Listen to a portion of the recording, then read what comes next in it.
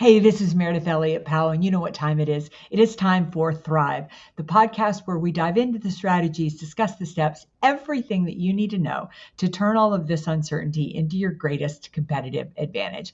Now, let me tell you, I am excited about today's guest. We've got a really powerhouse story for you in the house today and on the podcast. You're going to learn the lessons both personally and professionally of what it really takes to turn uncertainty into your competitive advantage. Let's dive in.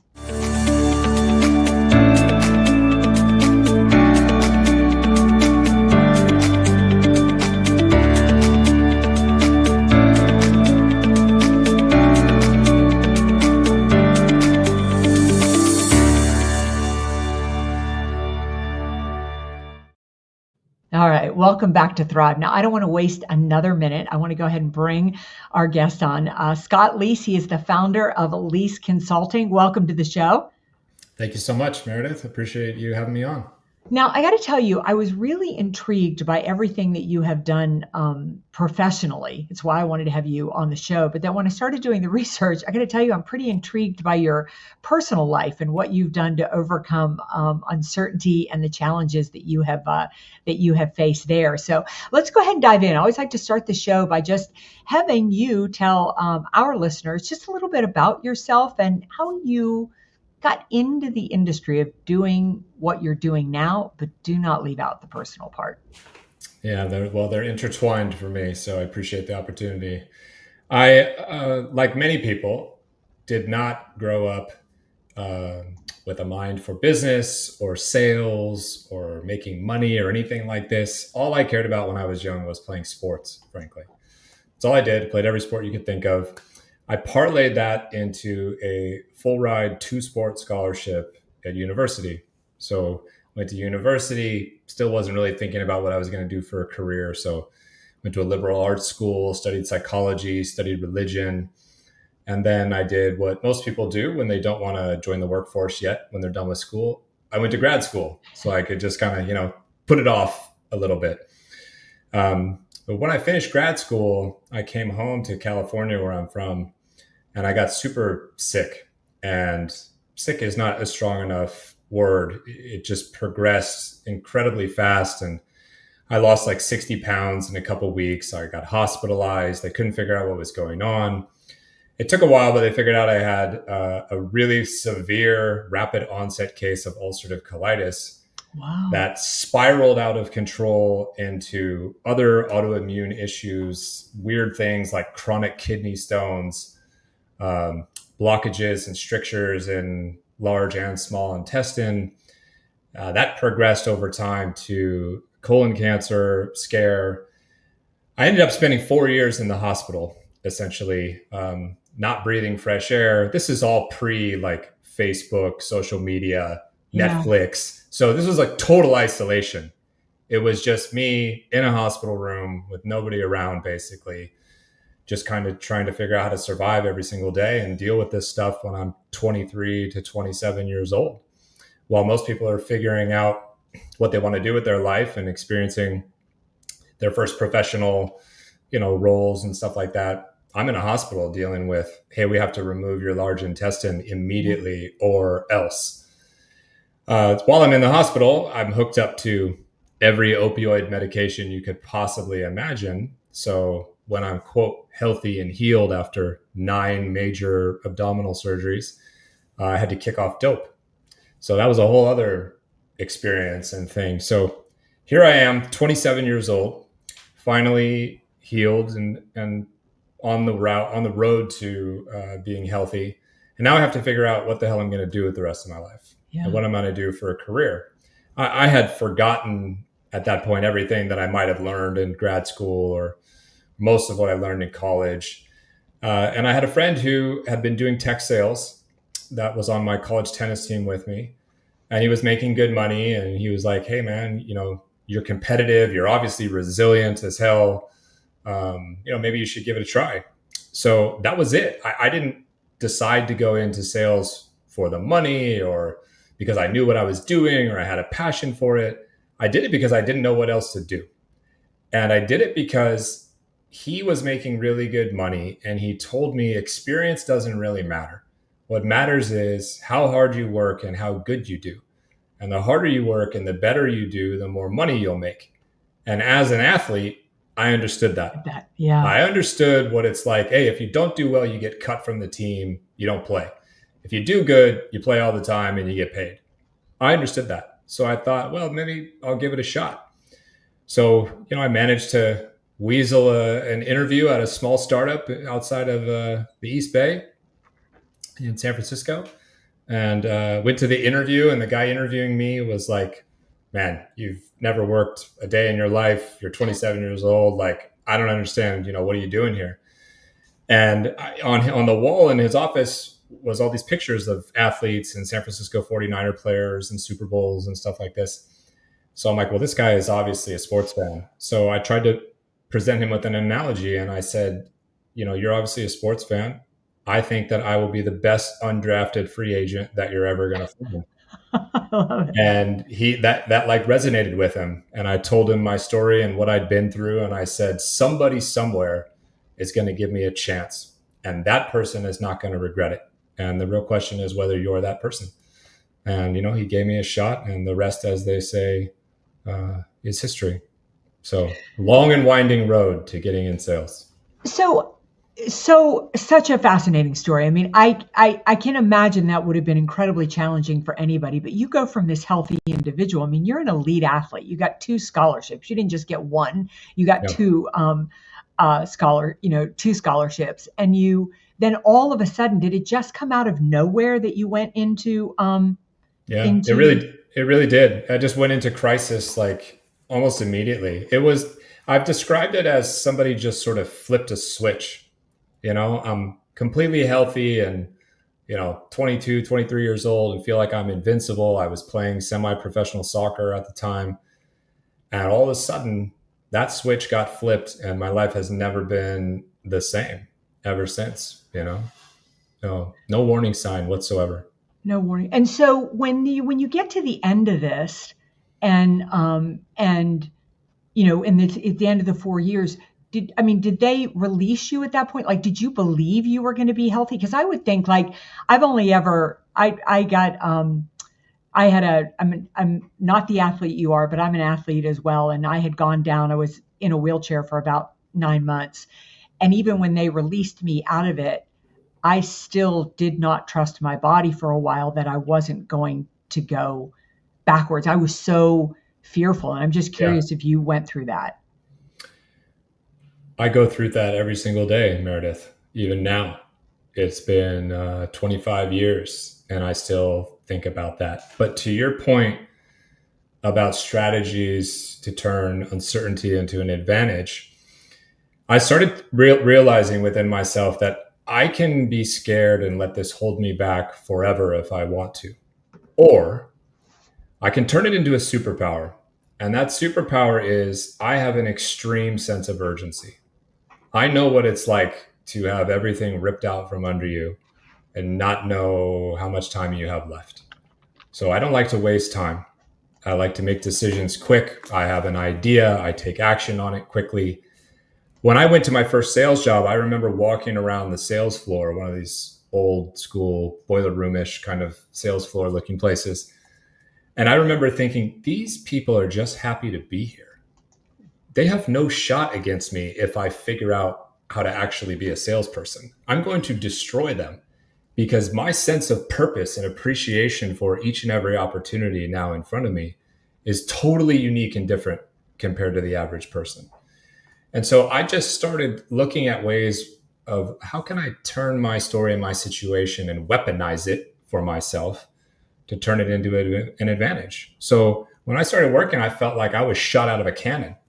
Here's somebody that was, Yeah. I didn't really have like financial motivation or career motivation, but, I was 22 and a half years old when I graduated with a master's degree while playing 2 sports full time for 4 years in college. I wasn't like a slacker, Right. right? I just wasn't applying it career wise or towards financial goals and whatnot. So you take somebody like that who's already motivated, already competitive, and you deprive them of fresh air for 4 years.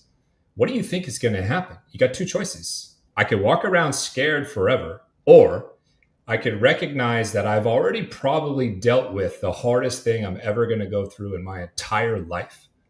So what is there to be afraid of? Do you think I care about missing quota? Good God, what difference does it make? Am I scared you're going to fire me? Whatever, Meredith, I'll find another job. Who cares? And that's extremely liberating, right? And I think a lot of people just walk around and think, well, if this doesn't work out, I've got time. I'll do better the next gig or whatever. I don't operate like that. I am constantly thinking, how do I squeeze the most juice out of this situation I'm in right now? So I still walk around like that. I'm 48 years old now, and I'm always wondering, when is the rug going to get pulled out from under me? Am I going to backslide into, medical crisis again? And if so, I better take advantage of this time I have right now. I better get done what I need to get done right now. And it's kept me extremely motivated and extremely active. Yeah, because there's a big part of the story we've got to get to. I mean, certainly you get into sales, but now you've taken that and put that on steroids turbo 10 times over. Were you just, I mean, I do think that I love the connection you made between the fact that you understood as an athlete, if you work hard, there's a payoff. If you don't work hard, there's a consequence. So translating that into sales. But were you good at it right away? I mean, did you find a talent in there? Well, it depends who you talk to. If you talk to my family or my friends, they would say, well, you've always kind of been the guy that could talk your way in and out of anything and, galvanize people. And where I was always the captain of every team I was on and convincing and stuff like that. But if you ask me, no, I was not good right away. I mean, I got hired with, I don't know, 15, 20 people, something like this in this early stage startup in the growth at all costs era, right? Yeah. By the first Friday, I was the last person who hadn't quit or already closed a deal. This was a Wow. short kind of transactional sales environment, low price point. You're Yeah, making it's a startup. 100 something calls a day, early stage startup, right? Good place to get your feet wet. But, the very first day I was there, we had like 3 or 4 hours of quote unquote training. And then I went to lunch and I got back from lunch and they're like, okay, call Go. people and close deals. And I'm like, and say what? what's the script? Where do I find leads? We didn't even have a CRM, let alone, all these fancy tools that they have now. So I didn't know what to do. And I looked at the phone and I thought, this freaking thing weighs 1,000 pounds. Like, how am I ever supposed to pick up this phone and talk to somebody? And I went home the very first day and was like, I can't do this job. I'm not built for this. Right. And, somebody said to me, well, what else are you going to do? And it was like a gut punch. Yeah. Because what It else were you going to do? really hit me and right where it counts. And I'm like, oh my God, I actually don't have an alternative option. And then it was like a quick awakening of like what I was saying before of what do you got to be worried about? What difference does it make? Right. So it literally was 24 hours of like, I can't do this. Oh God, I have no alternative. Oh God, stop whining and figure it out.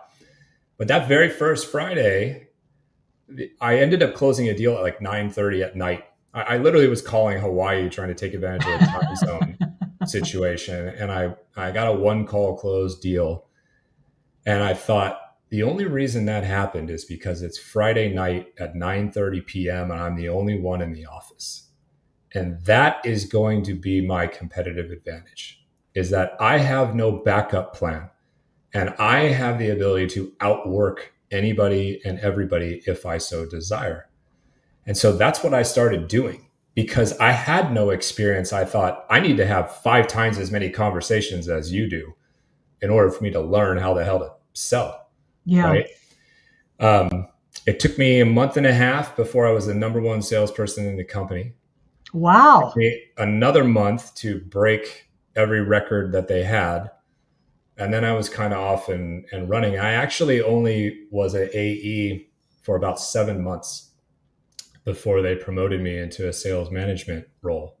Kind of one of those battlefield promotion situations. And I just started teaching the people around me, telling everybody what I was doing. And it started working, and I didn't know what I was doing as a manager, as a leader. I was just basically talking to you like I would have talked to you if you were on my soccer team. Come on, Meredith, let's go. Just rah, rah, rah, cheerleader situation. It was only years later as I started to acquire actual business acumen and leadership acumen that I started to kind of figure out what the heck I was doing. So I don't think I got good.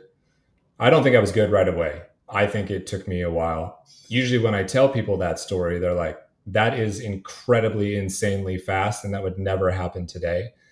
But I don't know any different, and I remember how hard it was way back when still. Did you have nothing to fall back on, and what did that how did that play into it? Because I always think Right. that it's whenever I meet self-made people, one of the things I think about, one of the biggest motivators for them, is the fact that there isn't the luxury of necessarily moving back home with your parents, or there isn't the luxury of the fact that they have, either they're at that point they've got a child to support or something like that. There's a lot to be Yeah. said for not being able to cross back over the bridge.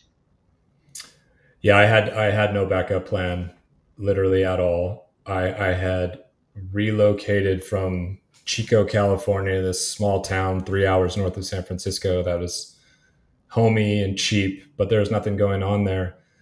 To I was living on Lake Merritt in Oakland. Mm, My base salary was $30,000, which basically covered rent yeah, and food, and that's it. My wife at the time was going to graduate school at UC Berkeley that I had to pay for. She wasn't working. It was literally me. And if yeah. we weren't going to be able to live on my base salary. So I don't know what we would have done if I didn't start figuring it out and making commissions. Um, so luckily I did. So, So, so you go from there, and really, what made you decide to, launch from that? Obviously, I mean, you went on to different sales jobs, but then you get into this fractional chief revenue officer. What exactly does that mean, and what was the drive? Were you finding that this was just a deep need that businesses had, or startups had, or what was your thought around that? well, I think that would be the professional answer. If I Yeah, was telling you the real answer, it would be I spent almost 20 years making founders hundreds of millions of dollars, and all I got was a cute little t shirt out of the deal.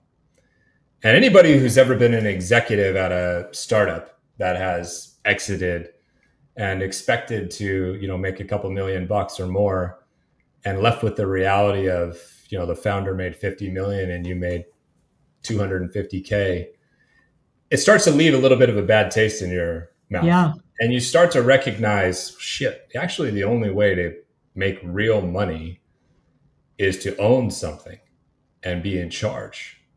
And so I started having an entrepreneurial itch. I had been a full time VP of sales 3 times. And during the fourth trip around the sun as a VP of sales, I started to build a brand a little bit. And I wrote a book about my health struggles and how I overlaid the recovery process of addiction to how I sell. And I wrote this book called Addicted to the Process. And that did really well.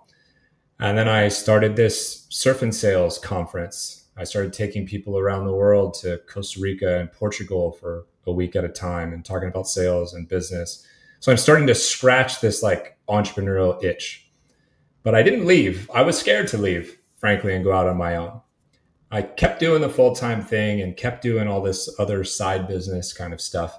And I told myself, I'm not going to leave my W 2 jobs until there's nothing else for me to prove and until the money I'm making on the side matches what I'd be earning on the W 2 side. okay. And so, now I'm in fall of 2019. I was an SVP of sales for a company. We went from no customers to being valued at well over $1 billion in 3 years. I own 1.75% of that company. And I thought, there's really nothing left for me to do here. I have 6 times been a VP of sales and taken a company from 0 to 100 million in less than 3 years. There's nothing left for me to prove. And I'm making as much on the side now through all of these different, side businesses and streams of income. I think it's time for me to pull the trigger and cut the cord. Yeah. So because of the success that I had as a VP of sales and because of the brand that I had built on LinkedIn in particular, I started having people reach out to me for advisory gigs, go-to-market consulting gigs, fractional VP, fractional CRO work. So that was how it started. And I've since layered in, revenue operations, partnership building, coaching, training, all these different things. And so, probably just like you, I have 15, 20 different streams of income or products or services that I can provide depending on the situation. But it took me a long time to get up the courage to fully go all in and bet on myself, right? So I can't sit here and say, you know what, Meredith, I was so strategic. I knew that full-time VPs of sales was going to be difficult for everybody and there'd be a need for fractionals. Sort of, but what I really wanted to do was control my own destiny. Yeah. That's really what I wanted to do. I wanted to stop working for somebody else. And I thought, if I can create a 7-figure plus business for myself annually, I'll make way more money, be far happier, be way more in control of my schedule than I would if I went and did another CRO gig at some W-2 gig. And as you get older, if I'm being honest, it starts to become less appealing to have some 24-year-old Stanford MBA kid tell you what to do. That's true. Right? So, you reach a stage and you're like, oh my God, I'm the old man in this group. I'm the adult in this room. They're trying to make a decision. And you're like, listen, kid, I've seen this movie 6 times before. It doesn't end well. Yeah. They're like, we're going to do it anyways. And you're like, what am I doing? So, these things all contributed to me finally pulling the trigger and betting on myself, 100%. So I've been doing that for 5.5, almost 6 years now. So what do you think? Well, I think sales is such an interesting skill set, such an interesting industry in that it's so incredibly lucrative. You really do control your own destiny. What do you think the challenges are with it? Why do people not like the profession? Well, I think that before they got into the profession, they were sort of sold this image of what sales is, and it's very distasteful in a lot of ways, the way it's represented. It's represented in TV and movies and cartoons and magazines and whatnot as this like sleazy, cheesy kind of thing. Somebody's trying to scam you, right? So I think from an early age, you have this like kind of ick around it. So that turns a lot of people off straight away. Yeah. Then there's the fear factor. It is absolutely terrifying when you're first getting started. And, probably even now it's still a little scary to pick up the phone, call total strangers, engage in conversations with them, and potentially get them to fork over a lot of money, right? Especially when you're young and you're 20. Well, in my case, I'm 27 years old. I have no business experience whatsoever. It's like, why should you trust me? Right. What do I know? Right. And I have to have the courage to pick up the phone and make those calls. The level of resilience required is second to none. I'm just going to go out there and say it. We talked about athletics a little bit, but, I don't know what your sport was, but, if you play basketball, I don't know, Steph Curry is like the greatest shooter of all time. I think he shoots like 42% from 3-point range. Yeah. Like okay, so the greatest shooter of all time misses 6 out of every 10. Well, we miss 99 out of every 100. So I want to see if Steph Curry is still confident after he's missed 99 shots in a row. Yeah. Right? I mean, it is harder than being a professional athlete in terms of the frequency of failure that we experience. And it is very difficult to deconstruct that you're struggling in this job and not struggling as a person and as a human being. Yeah. We internalize all of that, right? And that level of rejection beats you up. And so people's confidence is diminished. And people don't like to feel terrible about themselves, especially not day after day after day. So that gets rid of a lot of people, right? Then there's the uncertainty and the instability of the job market or your income stream. Yeah. You could be doing really well in the last, let's call it 5, 6 years, selling, and Microsoft's stock price dips by a quarter and they lay off 8,000 people. Right. And you're one of them, even though you hit your number, and you're like, wait, what the heck?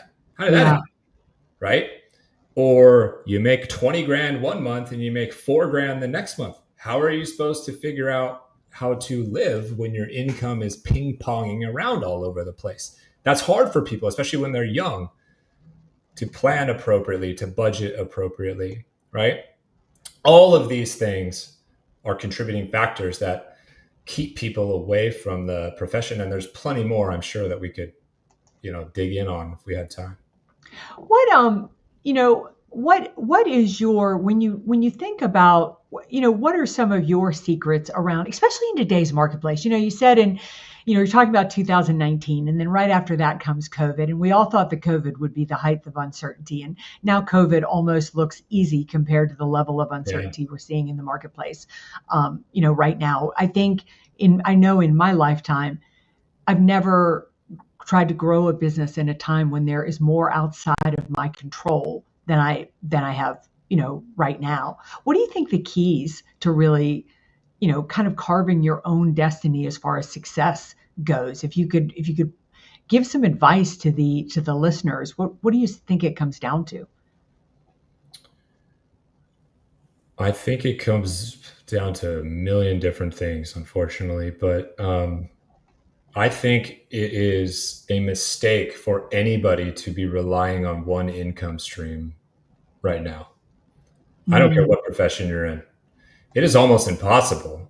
Anyways, if you're a yeah, service worker, I don't know how you can live in San Francisco, New York, Austin, places like anywhere really. anywhere really, right? So you probably need to figure out to pick up another job. If you're a salesperson or you work in startups, you should probably find a way to monetize some of the skills that you have, right? I'm just making something up, but Meredith hosts a podcast. You could probably find a way to monetize teaching people how to set up a StreamYard account. What are the right ways to do a podcast, the wrong ways to do a podcast? You might not get rich off of it, but could you find a way to have that little coaching business cover a bill or two every single Right, month? And that's the way I started thinking, was like, what could I do this month that would cover my cell phone bill?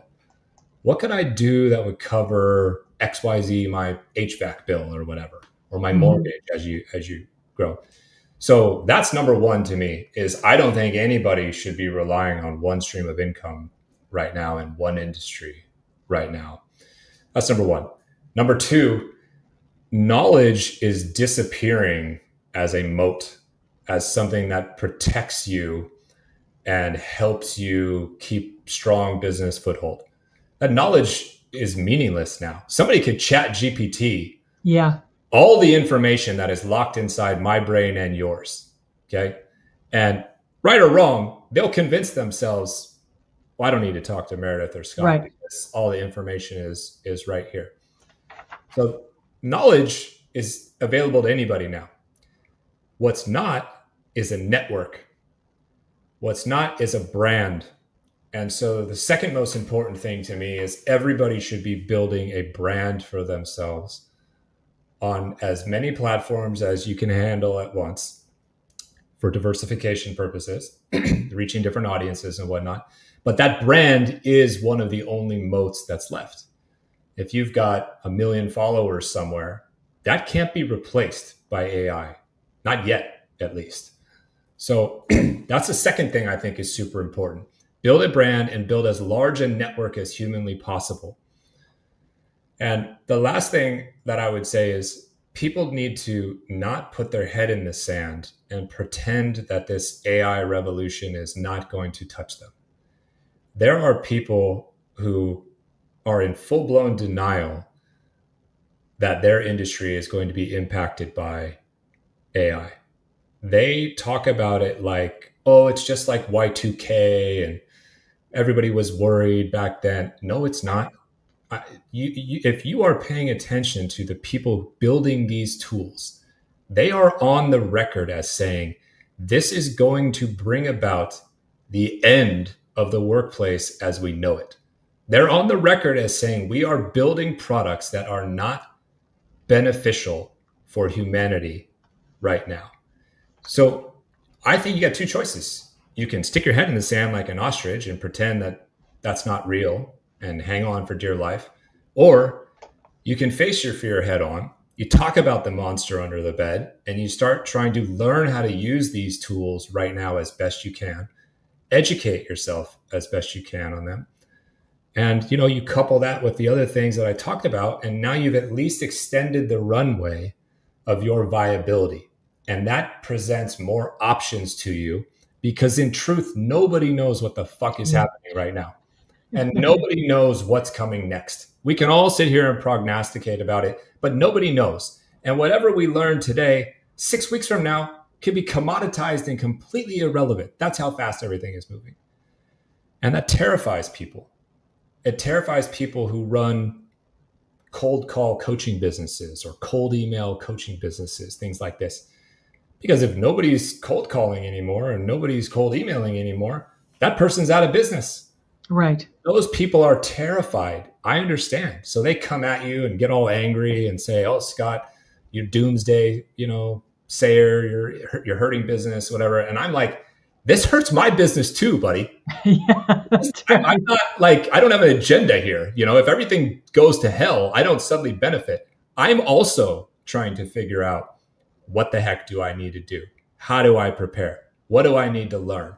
Where do I need to diversify? What do I need to do next?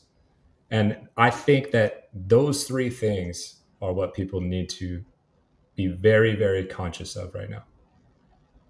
Well, I think the thing that's interesting about that is that we have no idea what's happening. We have no idea where things are going. But if you continue to grow, you continue to expand, you continue to push, and just be open, the opportunity will find you. And that's an uncomfortable, it's an uncomfortable place for people to be because people like to be certain. They like to be sure. Yes. They want to know, like, if I learn a little bit about AI, will that help me? Will that guarantee me a job? And I think where you've got to be comfortable right now is just being very open to trying a lot of different things and experimenting with a lot of things. Yeah.